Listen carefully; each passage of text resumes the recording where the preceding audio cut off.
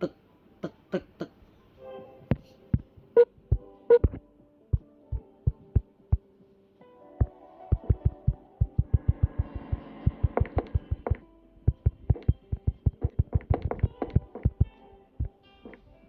ฝากเข้าไปใน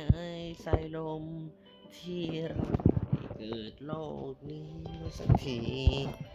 การแสดงที่สเปนนั้นให้เราได้จะทำฝากเขาให้เราเหงื่อไหลเนื้อโอ้ขอบโอ้ให้โรคดีได้อยู่ตรงนี้ที่มันเป็นฝากเข้าในความตั้งใจให้เราเหงื่อไหลได้ที่เราโอ้เพราะพวกเรานั้นคือทีมเค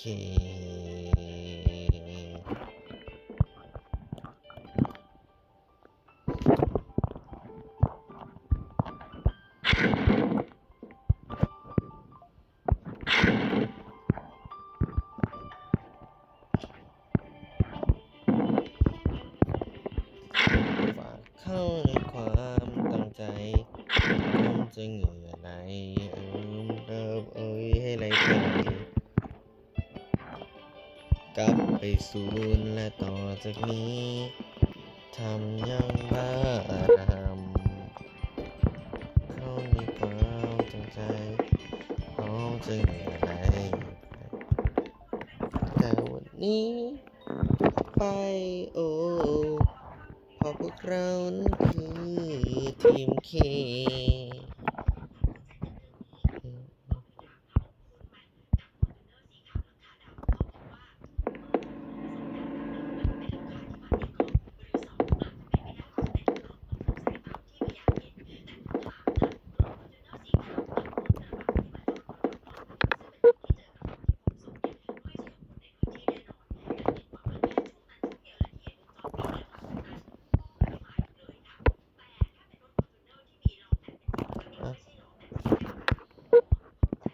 อ่